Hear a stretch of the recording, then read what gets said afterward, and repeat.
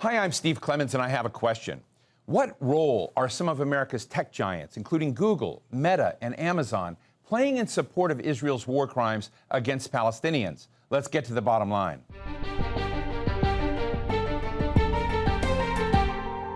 Flying drones that linger in the sky, waiting to identify a target, and then firing a missile. Artificial intelligence that provides 24/7 surveillance and spies on a person's political affiliation from the data on his or her phone. Algorithms that selectively censor content, blocking freedom of expression and access to information. These are all tools in the arsenal of governments around the world, but put to use lethally today by Israel against the Palestinians. Now tech workers across the U.S. are pushing back, and some are refusing to have any part in the war crimes committed by Israel. But what kind of impact can this growing movement have, and how is big tech reacting? Today, we're talking with Zelda Montes, a no-tech for apartheid activist and software engineer who was fired from Google last week for protesting its dealings with Israel, and Paul Biggar, a software developer and entrepreneur who recently founded the Tech for Palestine initiative. Thank you so much to both of you for joining us. And let me just start with you, Zelda. I'd like our audience to have a deeper understanding of what I just commented on about, the many different dimensions that software firms, social media firms, we're all talking about algorithms with AI, but how do they weigh in to this moment in the Gaza-Israel crisis? Yeah, so I think that, for example, like specifically at Google, with Project Nimbus, which is a $1.2 billion contract with the Israeli government and military, I think what we see a lot of is military contracting basically happening with different governments.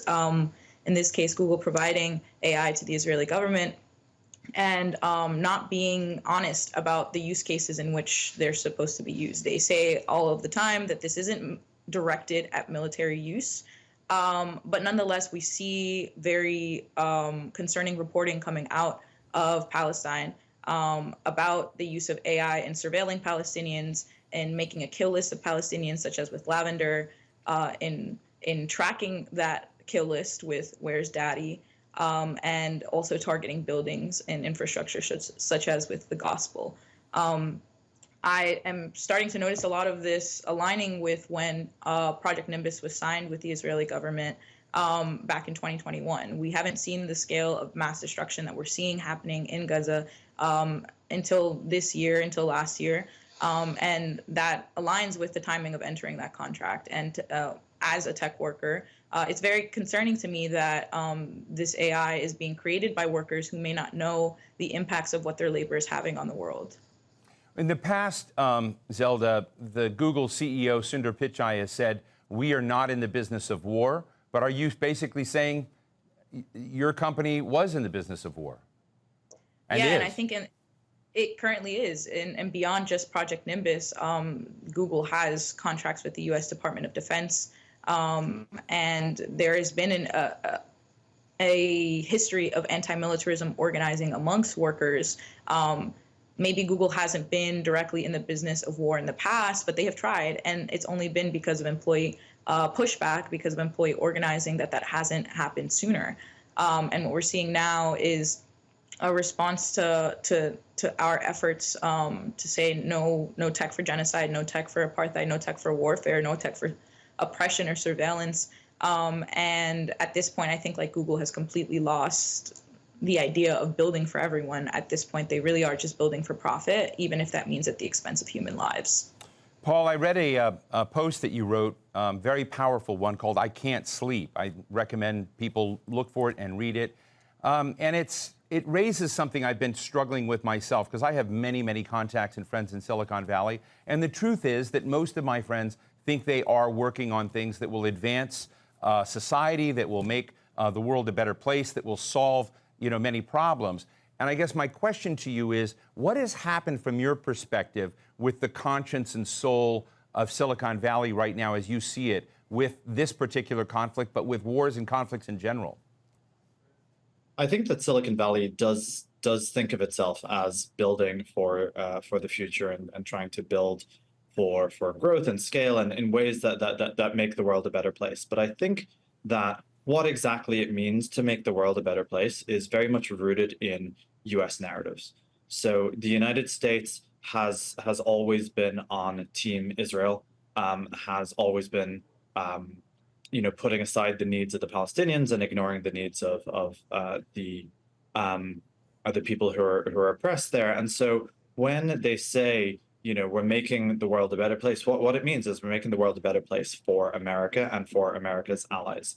So, it's hard to look at this in a way that isn't rooted in, Islamophobia, for example, which is rampant in the United States, especially since 9/11.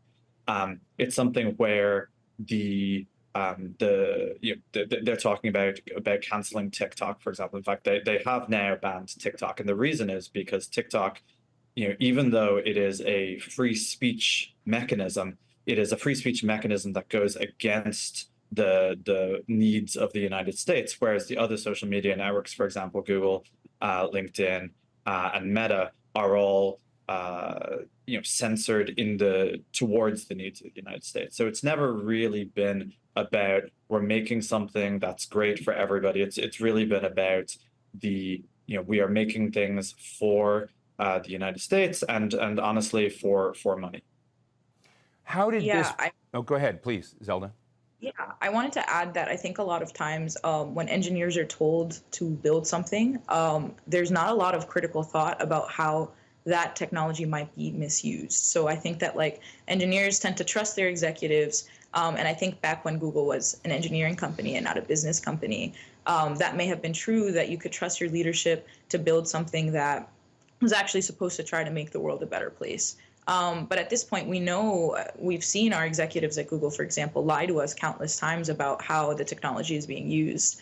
And I think it's really critical for engineers to also use questioning skills to say, okay, am I building a drone to deliver, groceries to someone? And how might that be misused if we add a weapon to that drone and now it's being used to kill people instead? I think that most times engineers aren't in positions where they are directly impacted by the technology that they build, because most of the time we're in incredibly privileged spaces. So we're not really the ones that are experiencing the oppression that comes from that technology. And I think that that's why, from an education perspective, it's really important for engineers to be questioning our leadership, to hold them accountable, and to make sure that the intent in which we build the things is actually being carried out in that way. Paul, what in your experience made this crisis, the plight of Palestinians right now, something that you wanted to invest your career and credibility in? It's something where there is an objective wrong, the oppression of the Palestinians, the killing of, at this point, 41,000 Palestinians is the official number, and the fact that tech is directly involved in it, right? Tech is not a quiet participant in it. Tech is being extremely vocal, and it's coming out on the side of the oppressor. And personally, as someone I'm Irish, coming from people whose identity is historically oppressed, this isn't something that we can stand aside. Zelda, let me ask you something about Project Nimbus and the internal culture right now at Google. Google is a massive company with massive capacity and outreach in the world. But is there an awareness that's developing among employees, as you just said, that they need to pay attention somewhat to what their great ideas and their innovations are going to be applied to?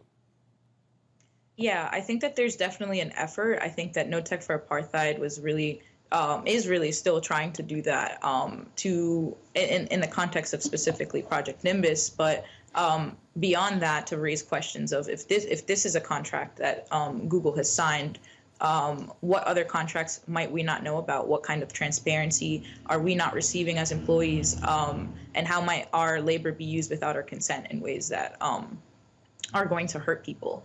And I think that the sit-in action was especially powerful because there's a culture of trying to silence those sorts of questions, that kind of dissent. And we had raised through appropriate channels for years about Project Nimbus, about hey, this is what the Israeli government is saying, and this is what Google spokespeople are saying about how the contract is being used, and they're not lining up. So we just kind of want some answers about this. And none of the leadership really wanted to engage with our questions. And at that point, like, it took being disruptive in the workplace. It took like actually making a lot of like taking over the narrative and saying, you can't silence our questions. These are valid questions to be asked. And it took bravery to do that.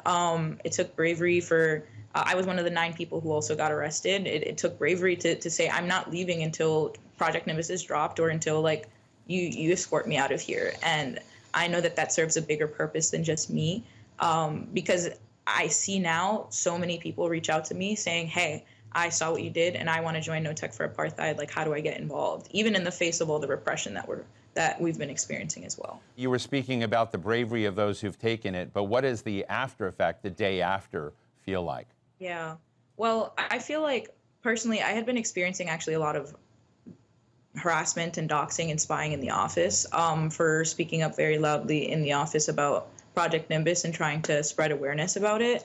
I had ended up filing 14 HR concerns that didn't really get addressed whatsoever.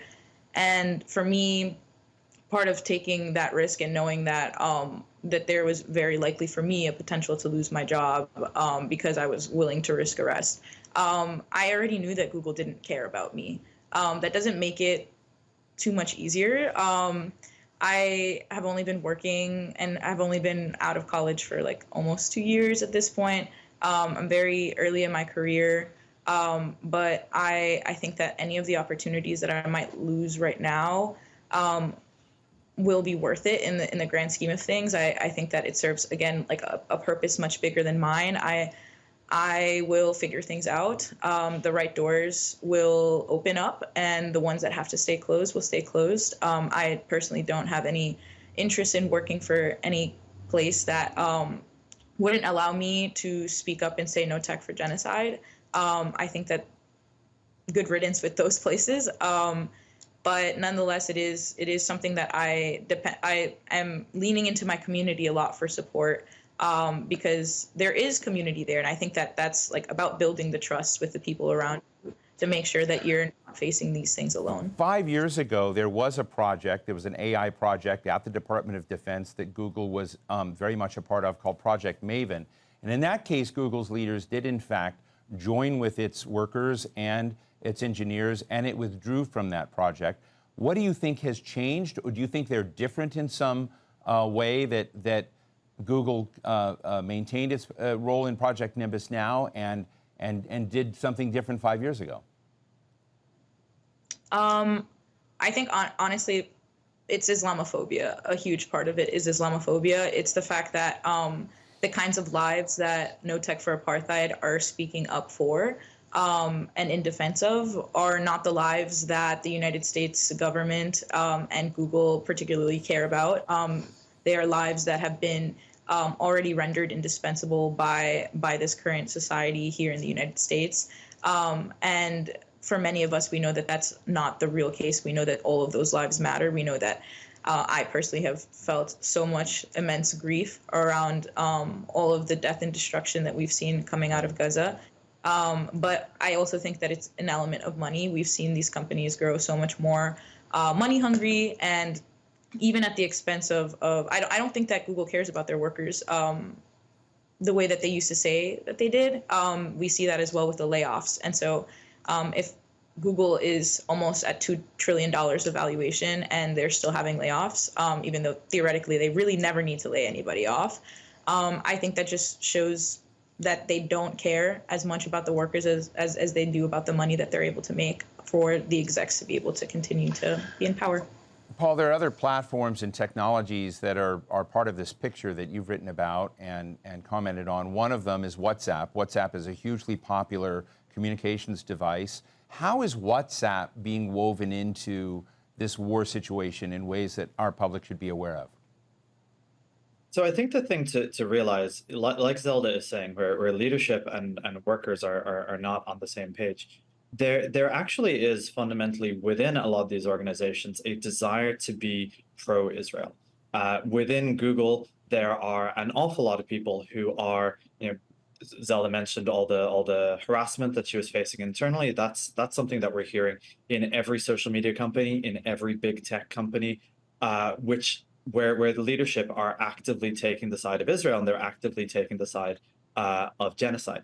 So it's something where, in the case of WhatsApp, it's sort of unclear exactly where Israel is getting WhatsApp's data for making the bombings that were described in the Plus 972 article on Lavender. But what is clear is that Meta is not doing anything about it. It is not protecting its users. It is not protecting its workers from harassment from other workers who are pro-Israel. It's something where fundamentally they're Zelda mentioned Islamophobia. That's certainly part of it, but it's also part of it is that these companies are hugely pro-Israel, with a huge number of workers both in Israel and in the US who are aligned with what Israel is doing, and it's very, very disproportionate to. But let me ask you. Let me interrupt you here for a minute. So this is one of the things I don't understand.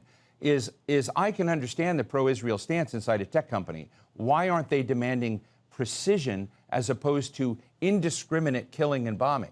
Because indiscriminate killing and bombing is the point. If you look before October 7th, right, this has been going on 75 years. No Tech for Apartheid was founded long before October 7th. The reason that they were founded was because there is an apartheid in the West Bank and in Gaza. Gaza has been blockaded since 2005. The killings have been happening for decades. 2,000 people were killed in 2021. In the last war, there was a war in 2014. So Israel has been doing this for a long, long time. And the people who are, you might describe yourself as pro-Israel, but I think you're describing yourself maybe in a different sort of pro-Israel light. What you're saying is that the people of Israel have the right to life, and of course we all agree with that. But what is actually happening here is pro-Israeli policy, and the Israeli policy has always been annexing the West Bank, taking over Gaza, taking over the entire land that was formerly Palestine. And so when we're talking about pro-Israel and pro-Palestine, we're talking about very different things. We're talking about supporting Israeli political policy, which is about taking over the land from the Palestinians. And when we say Palestinians, we're really talking about being pro-humanity, pro-freedom, pro-equality. Zelda, we've been seeing these graphic pictures of struggles over college campuses and battles over essentially freedom of expression and freedom of protest.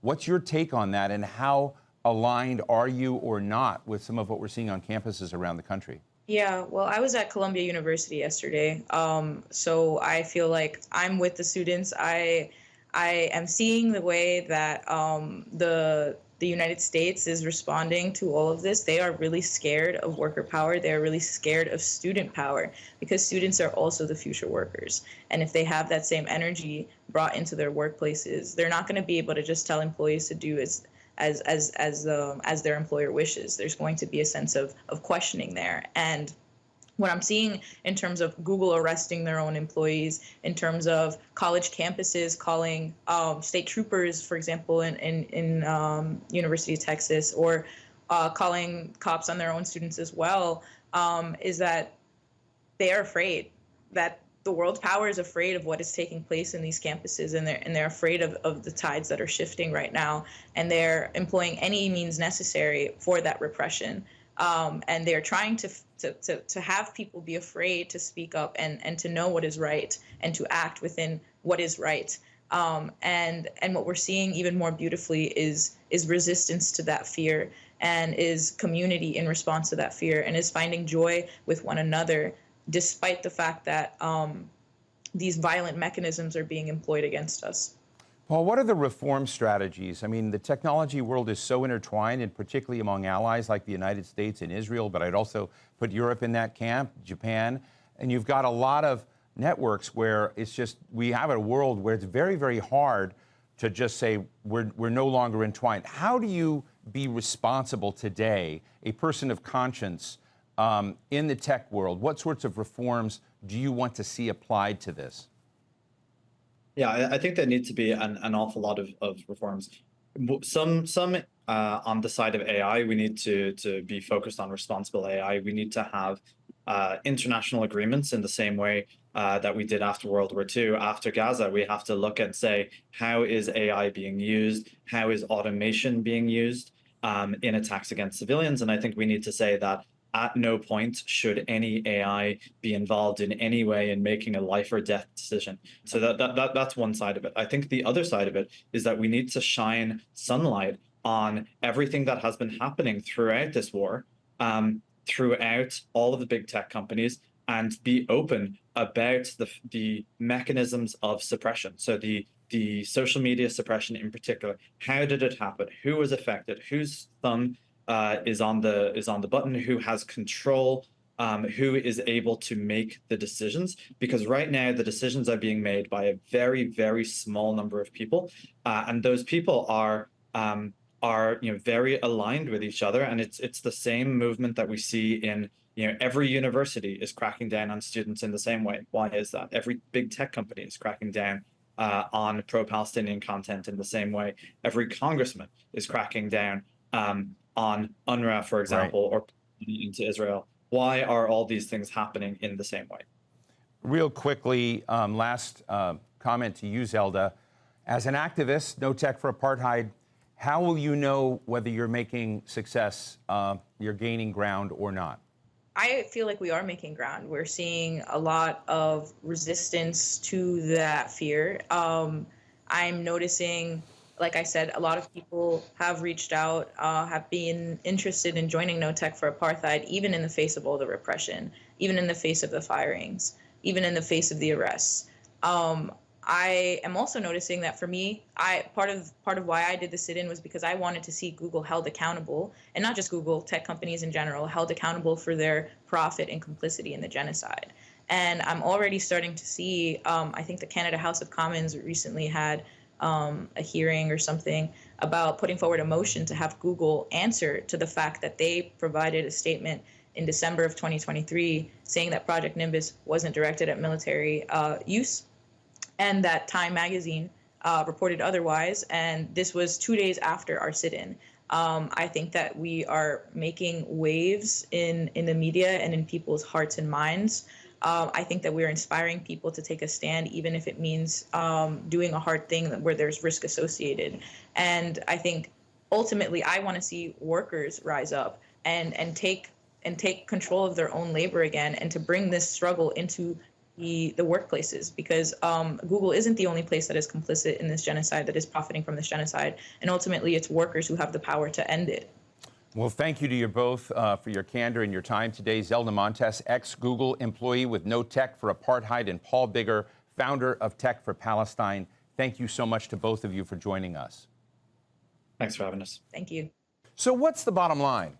Instead of honoring the bravery of young people across America and the world who are actually thinking for themselves and speaking their conscience, the exact opposite is happening.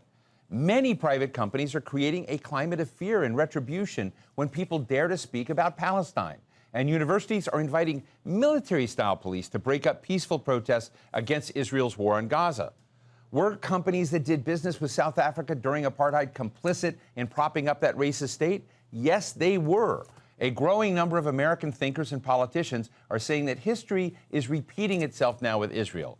The broad tech industry is interwoven with American national security, and it doesn't like to make choices of what conflicts they are in or where the red line should be. But that's exactly what should start happening.